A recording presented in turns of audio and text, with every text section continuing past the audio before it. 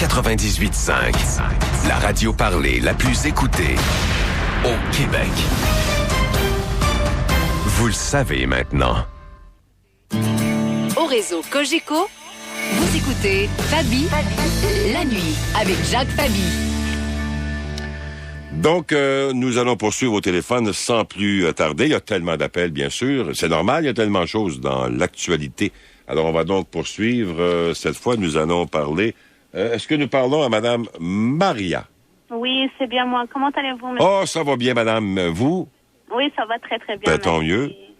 En fait, ça va pas très bien. Ça va très mal, même, mais ça va bien ou ça va mal?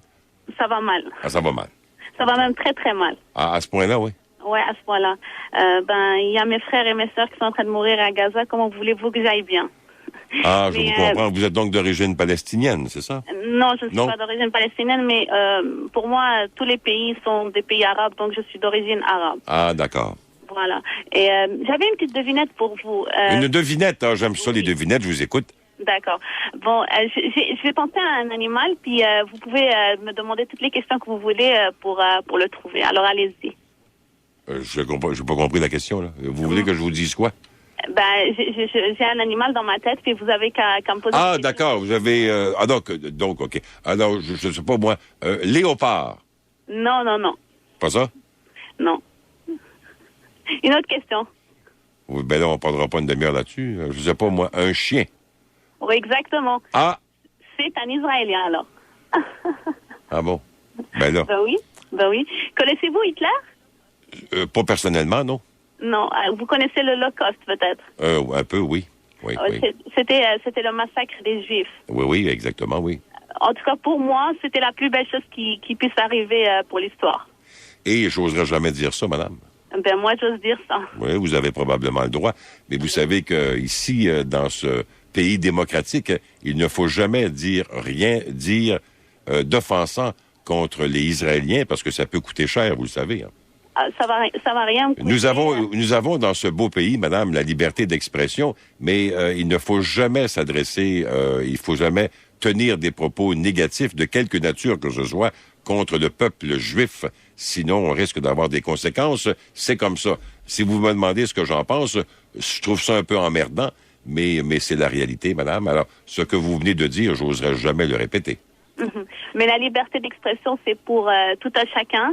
Oui. Alors, qu'on soit juif ou autre, j'ai le droit de dire ce que je veux. C'est-à-dire que c'est plus facile pour vous que pour moi de le dire. Et ça ne veut pas dire que j'ai nécessairement envie de le dire. Mais ce que je veux vous dire, c'est que vous, dans l'anonymat, vous pouvez effectivement vous exprimer à bon escient. Mais ce qui n'est pas mon cas, et ce n'est pas votre cas non plus si vous étiez, disons, identifiable. Si j'étais identifiable, je l'aurais dit et je l'aurais redit tout le temps que je pourrais le faire. Oui. Non, mais madame, soyons bien d'accord. Moi, ça m'emmerde en maudit. Je trouve ça très emmerdant de ne pas pouvoir commenter des fois. Vous savez, à Montréal, la situation, il y a une population juive assez importante et on voit des fois leurs réactions, leur façon de vivre, puis tout ça, qui nous interpelle un peu. Et alors, il faut toujours mettre des gants blancs lorsqu'on parle de cette belle population juive de Montréal. Oui, mais si la population juive de Montréal... Mais si vous me demandez si des fois ils ont un comportement emmerdant, je vous dirais que oui. En tout cas, pour la population juive qui nous écoute en ce moment, pour eux précisément, et dédicacé rien que pour eux, je vous emmerde. Alors, le message est passé, madame? Merci beaucoup. Merci d'avoir téléphoné. Oui, effectivement, c'est toujours un petit peu plus facile d'exprimer ce genre d'opinion lorsqu'on peut le faire dans l'anonymat à peu près total. Bien, nous allons poursuivre au téléphone et cette fois, nous allons parler, je crois, à Monsieur Pierre.